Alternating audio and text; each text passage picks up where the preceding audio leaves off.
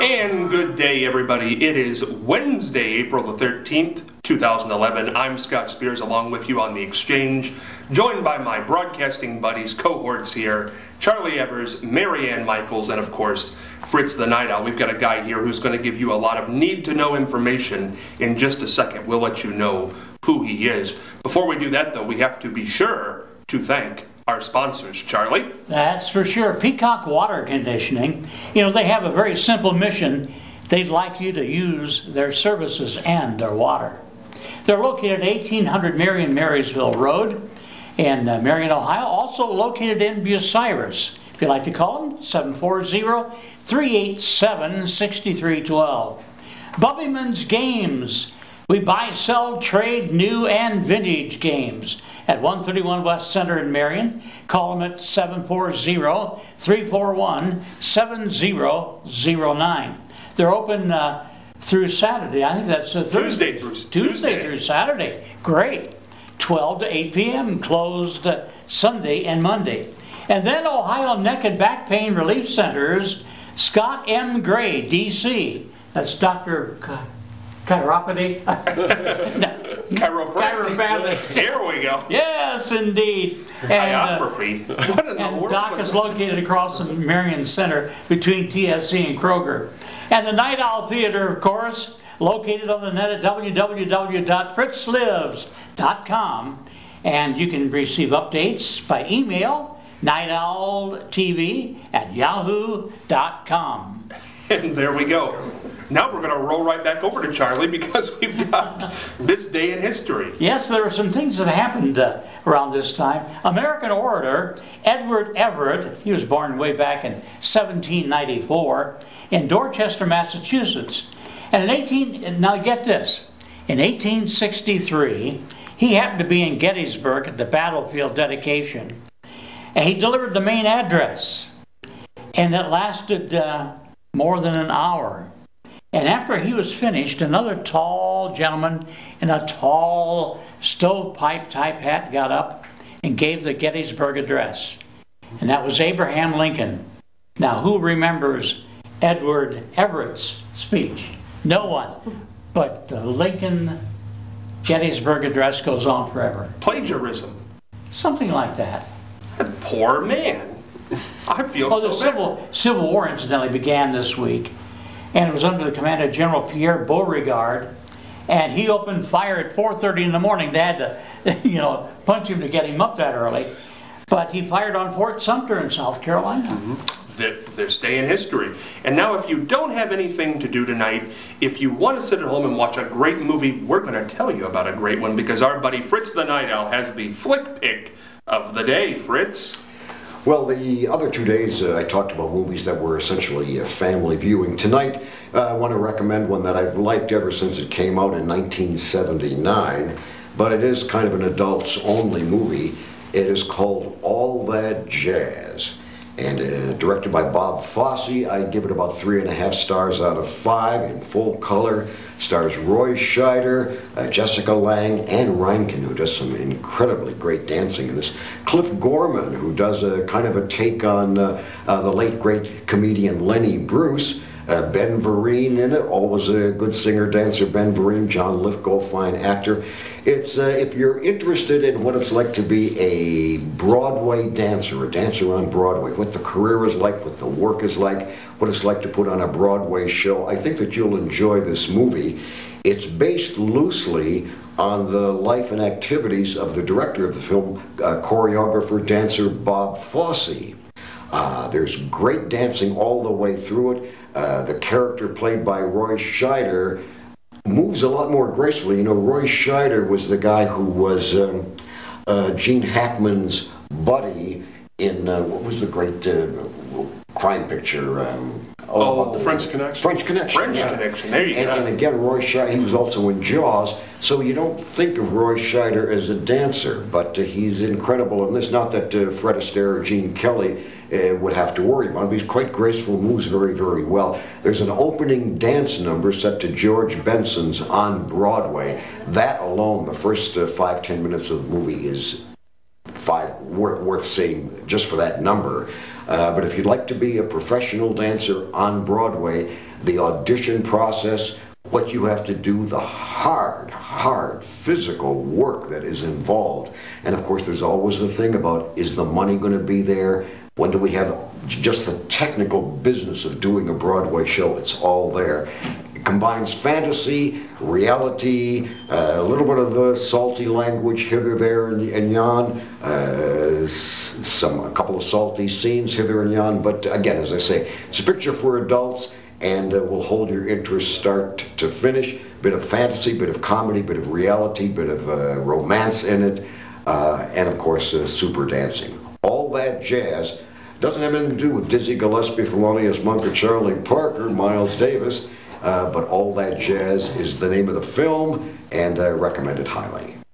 Sounds great. Thank you, Fritz. And by the way, if you caught yesterday's program, I made a plea to the Marion Popcorn Festival this year, make Fritz the Night Owl the Grand Marshal of the Popcorn Parade. I think that's just fair. Don't you? I do. Fritz will take it if he's free that day. Thank you. Just send the invitation. That's all we want. We want the invitation. We want the head car. I'll drive it. Maybe. Joined on the... Charlie, you can drive it. We'll all ride in it together. There you go. There we go. It'll just be tons of fun. Quadruple. It'll be fun. You won't want to miss it. Joined today on the program by a great guy, Dr. Scott Gray, DC, Doctor of Chiropractics. Correct. Doctor, thank you so much for being here. Yes, thank you for having me. No, you're sure it's not chiropody? I think it's not chiropody. You're never going to live that down, Charlie. Tuesday's episode, I had a bit of chiropody on the show, but it's gone now. Author of a great new book, Good Back, Bad Back, the 10 Things Women Must Know to Eliminate Back Pain and Look and Feel Younger. You can get this where all fine books are sold. Dr. Gray, pleasure to have you on board today. Thank you very much. Just glad to be here to talk a little bit about the book and why I wrote this. If you think, talk to any of your friends, you're going to find someone out there that has neck pain or back pain. Mary Ann and I were talking earlier, and she was just talking about, most people that she knows has neck pain or back pain or headaches, one of those issues. And that's really why I wrote this book. These are some preventative things that women can do specifically to stop those problems from coming on, and if they have them, some things that they can do as well to eliminate them. Now, what could a woman right now, listening at home or watching at home, what could they do in their home right now? They've got back pain. What's the first thing they can do? Really, the best thing to do is really just some simple stretches. If you go, my book is called Good Back, Bad Back, and if you go to the website, goodbackbadback.com, there's different symptoms that are listed there. So you can look at neck pain or back pain or sciatica, whatever you may be dealing with, and there's specific stretches that you can do. There's videos on there so you can see exactly what you can do right there at home to take care of those problems. Mary Ann, as a female, the only female at the table today, of course this book is aimed toward women, 10 Things Women Must Know. Have you ever had back trouble in your life? Yes, I have it all the time. And I just saw something that I wanted to ask you about. I read it someplace that it's a myth to say that exercise makes your back worse. That's not true, is it? It just depends on what's going on. What the exercise is? Yes, exactly. What the exercise is and what kind of problem you're dealing with. Now, it could make your back worse if you have like a disc bulge or something more serious going on in there. So, you always want to get it checked out if it is something serious, if it's lasting you more than a week or 2 weeks. But for the most part, exercise isn't going to cause damage to your back. If you start doing exercises and you start to feel more pain, then definitely you want to go and get that checked out. So. Also, my husband keeps telling me that I have very poor muscles in my stomach and that I should strengthen my stomach muscles and it will help my back. Is that true? That is very true. Oh, yes. no, I was hoping he was wrong. People don't want to hear that that the abs, we don't want to do those sit-ups and those core workouts. We talk a lot about that. There's something that we get as Americans. It's called lower cross syndrome. And what that is we get weak ab muscles. Yes, that's what he says. So the weak ab muscles. We get very weak muscles in the buttocks region, what's called the gluteus maximus muscle, and then we get tight muscles from sitting all the time. So what happens is we get this lower cross, so basically this pulling of the muscles, which actually pulls your spine out of alignment and will cause you to have back pain. And we talk about those ab muscles like core muscles. Okay, you've probably heard of the core muscle workouts. That's what we want to strengthen, is those core muscles. And then there's some other ones that you want to stretch as well. And that's what I go over in the book, is how to do that, the exact muscles you need to stretch and the ones you need to strengthen.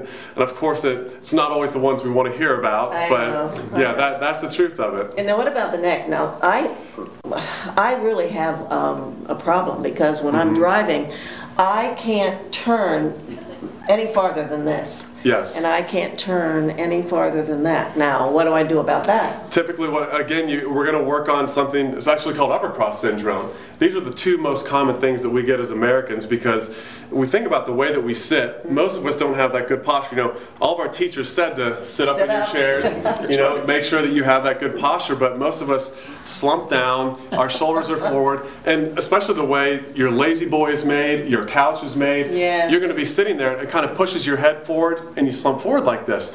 What that does is, from the side, our neck should actually be back with our ears over our shoulders, and it pushes all of that forward. As that happens, that makes these muscles in the back get tight, it makes them get fatigued, and then we start to have problems with range of motion as well. Because when your spine moves forward like that, the joints in your neck cannot move the way that they're supposed to. It'll start to form arthritis, and then we can't move our neck the way that we want to.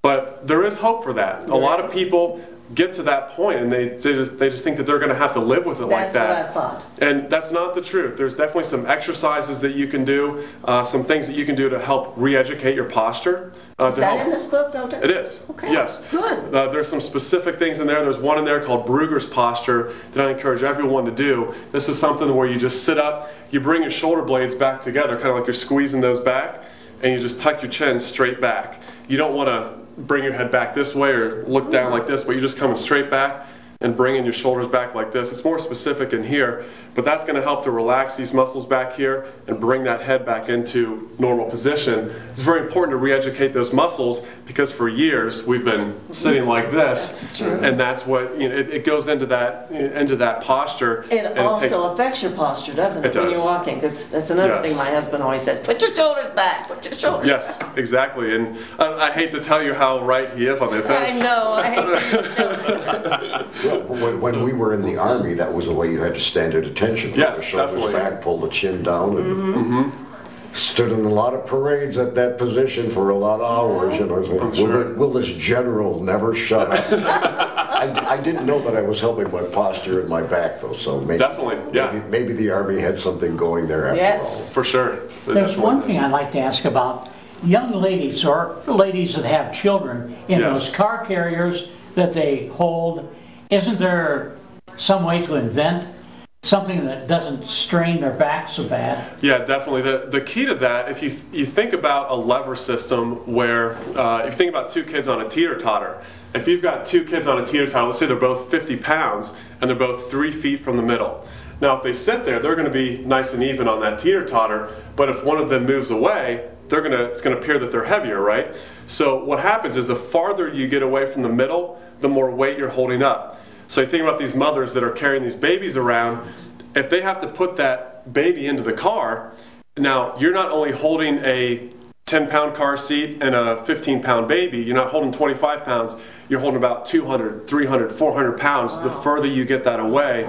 So the key is to come up with something so that they can hold those babies closer to them as they take them around. The farther away they are from them, the more problem it's going to cause. They made ergonomic snow shovels. Why can't they make an ergonomic baby carrier? And you know, Yeah, something else that true. really concerns me is these children who carry these heavy, heavy backpacks. Yes. I mean, I can't see where that would be very good. And It's they have very bad. tons of stuff in it. It's very bad. It's something that we are looking a lot into now as chiropractors. We see this all the time.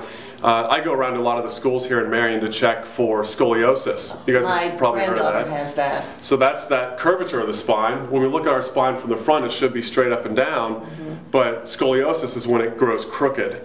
And I think that the book bags are actually having an effect on that, because it used to be that 1 out of every 10 children had scoliosis. Now it's And higher. when I take x-rays of kids when they get checked out, we're seeing more than 1 in 10. We're probably more to 2 to 3 out of 10. Wow. And I don't know if it's because they sit and play video games more. I don't know if it's because of the book bags. They're not as active as they used to be. There's a lot of different factors that are going to go into it. My granddaughter, though, was young when she had hers, and It can start in fact, early. she had surgery at the Shriners Hospital in Philadelphia. Is that right? How old was she? 8 years old. 8 years old. Yeah, the reason they do that is because if your spine goes out of alignment, and when it moves from side to side, it can pinch on those nerves that come out. She had to have it, and Yeah. now she's It'll still affect the wearing heart a and brace. lungs. Right, she's still wearing a brace. She really came through beautifully with the surgery. Very I guess good. it's the best in the country. Is that right? Yeah. Surgery for that, Good. and the doctors were very impressed with her recovery. But she's Yes. still wearing a brace. And see, that's one of the reasons that we check kids so early is we want to Yes.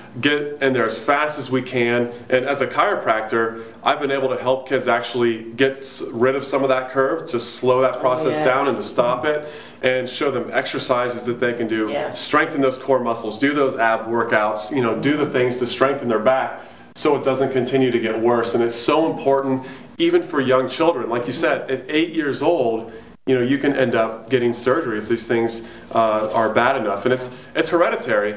I think So it is. if a parent has it, it's more likely that the kids are going to have it. So if a parent has scoliosis, you definitely want to get your kids checked out. And the only real way to tell is an X-ray. Mm-hmm. I check kids at schools, and sometimes we see some, the shoulders are higher on Yes, one side, you can or tell. yeah, and you can see those things. But some kids, it hides in there, and you can't see it.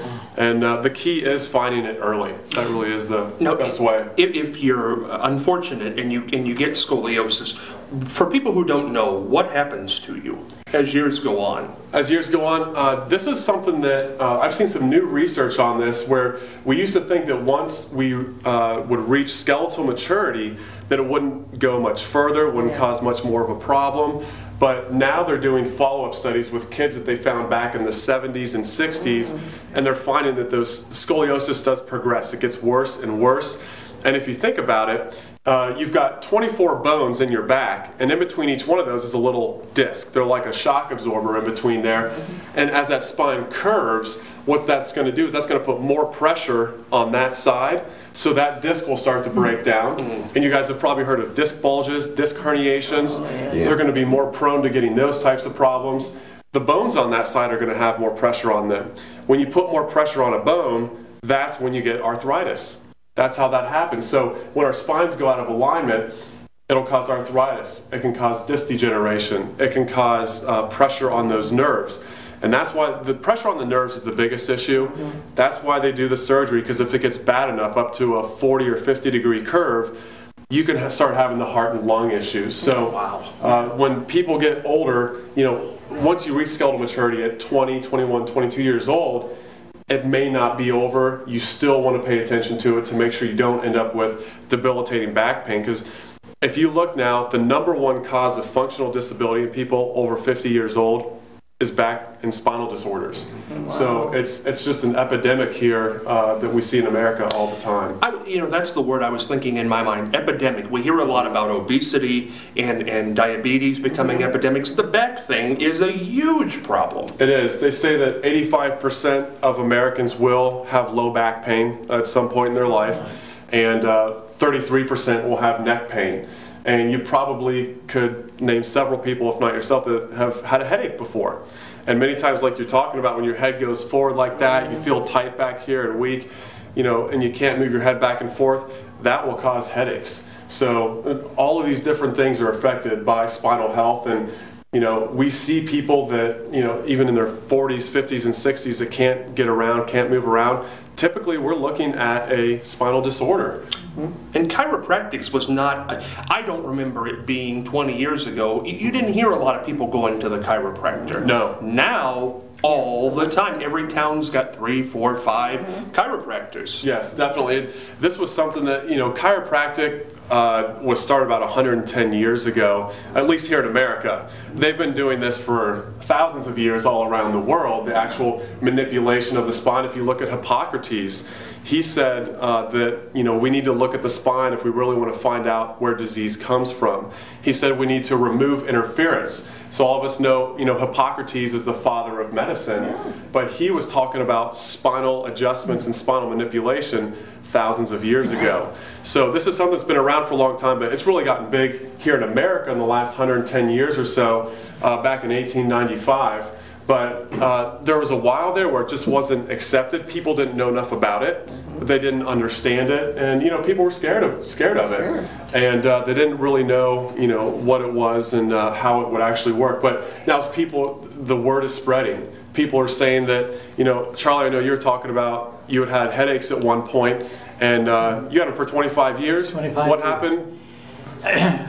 I went to a chiropractor who's passed away, Johnny Lawson, and he had an electronic zapper. Yes. And went into every nerve on my face and zapped it.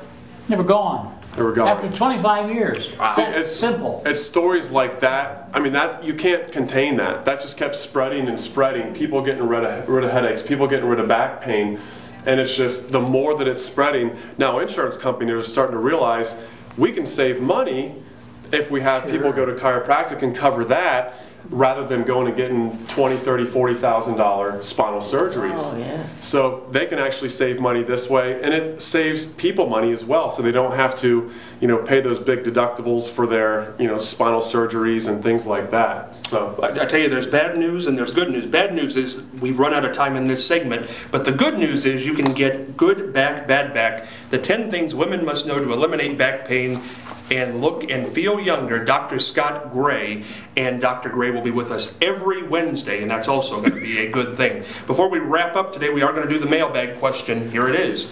My father threw me a huge wedding last autumn. We had over 300 people attend. Many of them were business acquaintances of my father.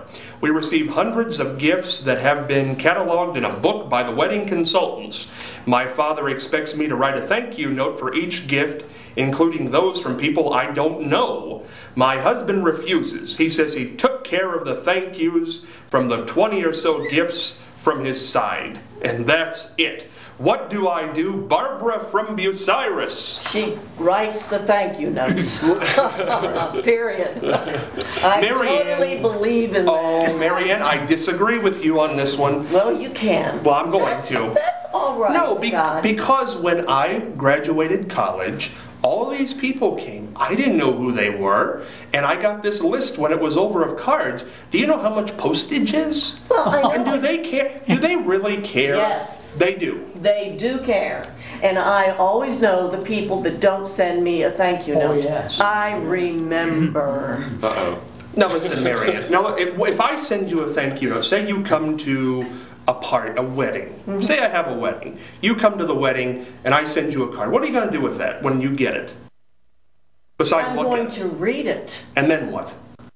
Well, of course I'm not going to keep it forever, for heaven's sake. Right, but I've got to drive to Hallmark. I've got to buy the cards. Scott, $40. I'm crying. I Charlie, feel come so in. Help me out bad. here. Oh, I can't. No, you agree with this? Oh, yes. I mean, it is the thing to do, and I'll tell you what, a lot of people still don't do it. What about an email? No! No. Scott, you No, never know, no, maybe in your third marriage, these people remember you didn't send That's them a right. thank you. Now, Charlie. And you know, another thing that people And don't you do. don't send a thank you for them coming. If they give you something, Right, absolutely. right. And another thing that people do is you have this elaborate wedding that's very expensive, and all of the meals cost a lot of money. And there are people that don't show up, but they did not tell you that they weren't coming, and you have to pay that bill anyhow. And I think that is really poor. But well, that's an RSVP thing, though, isn't it?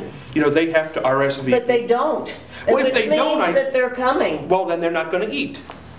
That's what I would do. Probably let you put an email address on the RSVP. Oh, no. Won't Oh. bother. You know, Dr. Gray, what do you feel about this? Come on, weigh in on this one. I think you do need to do the thank you note. I mean, I think it is just that courtesy for them doing that for you. And I just got married about 10 months ago. Oh, so congratulations. thank you. And I know what you mean. That frustration of people either RSVPing and not showing up, or someone not RSVPing and showing up. It creates all kinds of confusion. Well, and it's you end up expensive. spending money that you didn't have to, you shouldn't have had It's to. very poor. So it is, because weddings are expensive. They are expensive. Oh, I will sit. All right, dear Mary Ann, sorry you didn't RSVP for the wedding. I got stuck with the bill, Scott, and I'll send that over to your house. How do you? Will that work? Yeah. That'll and you'll Oh, put that I up think on the that's- refrigerator, I think that's and it'll be a perfectly beautiful all thing. Fritz, did you weigh in on this one? What do you think? Well, I think if somebody gives you a gift, you should send them a thank you note. As for the husband not wanting to help, That's not I fair. think I think that they should find a good wedding counselor or a good marriage counselor. I mean, if something that minor Yes. is a problem now, I mean, it ain't Years down the road. It ain't going to get any easier. Looks like our time is up, Scott. Our time is up. We are running out of here. If you'd like to throw a question to the mailbag, you can add me on Facebook under the name Scott Spears, IRM Communication at gmail.com. Goodbye. Good day, everybody.